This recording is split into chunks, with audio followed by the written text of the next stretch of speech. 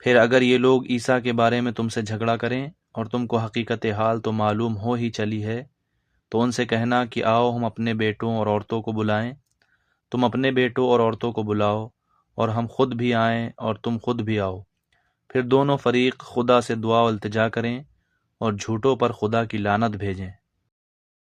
یہ تمام بیانات صحیح ہیں اور خدا کے سوا کوئی معبود نہیں، اور بے شک خدا غالب اور صاحب حکمت ہے۔ تو اگر یہ لوگ پھر جائیں تو خدا مفسدوں کو خوب جانتا ہے۔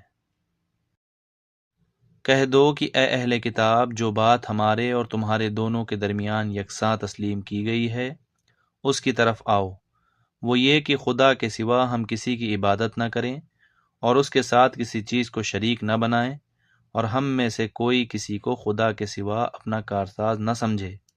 اگر یہ لوگ اس بات کو نہ مانیں تو ان سے کہہ دو کہ تم گواہ رہو کہ ہم خدا کے فرما بردار ہیں۔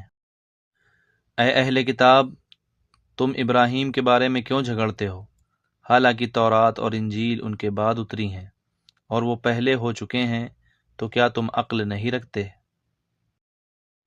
دیکھو، ایسی بات میں تو تم نے جھگڑا کیا ہی تھا جس کا تمہیں کچھ علم تھا بھی، مگر ایسی بات میں کیوں جھگڑتے ہو جس کا تمہیں کچھ بھی علم نہیں، اور خدا جانتا ہے اور تم نہیں جانتے۔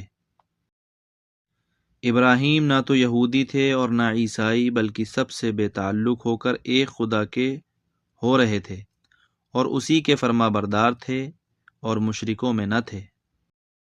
ابراہیم سے قرب رکھنے والے تو وہ لوگ ہیں جو ان کی پیروی کرتے ہیں، اور پیغمبر آخر الزماں اور وہ لوگ جو ایمان لائے ہیں، اور خدا مومنوں کا کارساز ہے۔ اے اہل اسلام، بعض اہل کتاب اس بات کی خواہش رکھتے ہیں کہ تم کو گمراہ کر دیں، مگر یہ تم کو کیا گمراہ کریں گے، اپنے آپ کو ہی گمراہ کر رہے ہیں اور نہیں جانتے۔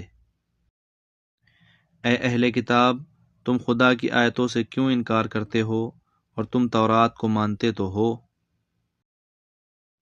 اے اہل کتاب، تم سچ کو جھوٹ کے ساتھ خلط ملط کیوں کرتے ہو اور حق کو کیوں چھپاتے ہو اور تم جانتے بھی ہو؟ اور اہل کتاب ایک دوسرے سے کہتے ہیں کہ جو کتاب مومنوں پر نازل ہوئی ہے اس پر دن کے شروع میں تو ایمان لے آیا کرو اور اس کے آخر میں انکار کر دیا کرو، تاکہ وہ اسلام سے برگشتہ ہو جائیں، اور اپنے دین کے پیروں کے سوا کسی اور کے قائل نہ ہونا۔ اے پیغمبر، کہہ دو کہ ہدایت تو خدا ہی کی ہدایت ہے۔ وہ یہ بھی کہتے ہیں، یہ بھی نہ ماننا کہ جو چیز تم کو ملی ہے ویسی کسی اور کو ملے گی، یا وہ تمہیں خدا کے روبرو قائل معقول کر سکیں گے۔ یہ بھی کہہ دو کہ بزرگی خدا ہی کے ہاتھ میں ہے، وہ جسے چاہتا ہے دیتا ہے، اور خدا کشائش والا اور علم والا ہے۔ وہ اپنی رحمت سے جس کو چاہتا ہے خاص کر لیتا ہے، اور خدا بڑے فضل کا مالک ہے۔ اور اہل کتاب میں سے کوئی تو ایسا ہے کہ اگر تم اس کے پاس روپیوں کا ڈھیر امانت رکھ دو تو تم کو فوراً واپس دے دے، اور کوئی اس طرح کا ہے کہ اگر اس کے پاس 1 دینار بھی امانت رکھو تو جب تک اس کے سر پر ہر وقت کھڑے نہ رہو تمہیں دے ہی نہیں۔ یہ اس لیے کہ وہ کہتے ہیں کہ امیوں کے بارے میں ہم سے مواخذہ نہیں ہوگا۔ یہ خدا پر محض جھوٹ بولتے ہیں اور اس بات کو جانتے بھی۔ ہاں، جو شخص اپنے اقرار کو پورا کرے اور خدا سے ڈرے تو خدا ڈرنے والوں کو دوست رکھتا ہے۔ جو لوگ خدا کے اقراروں اور اپنی قسموں کو بیچ ڈالتے ہیں اور ان کے عوض تھوڑی سی قیمت حاصل کرتے ہیں، ان کا آخرت میں کچھ حصہ نہیں۔ ان سے خدا نہ تو کلام کرے گا اور نہ قیامت کے روز ان کی طرف دیکھے گا، اور نہ ان کو پاک کرے گا، اور ان کو دکھ دینے والا عذاب ہوگا۔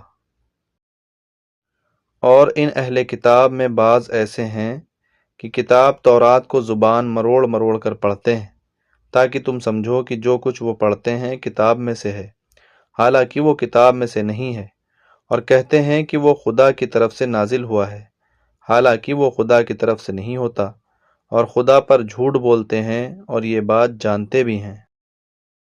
کسی آدمی کو شایع نہیں کہ خدا تو اسے کتاب اور حکومت اور نبوت عطا فرمائے اور وہ لوگوں سے کہے کہ خدا کو چھوڑ کر میرے بندے ہو جاؤ، بلکہ اس کو یہ کہنا سزاوار ہے کہ اے اہل کتاب، تم علماء ربانی ہو جاؤ، کیونکہ تم کتاب خدا پڑھتے پڑھاتے رہتے ہو۔ اور اس کو یہ بھی نہیں کہنا چاہیے کہ تم فرشتوں اور پیغمبروں کو خدا بنا لو۔ بھلا جب تم مسلمان ہو چکے تو کیا اسے زیبا ہے کہ تمہیں کافر ہونے کو کہے؟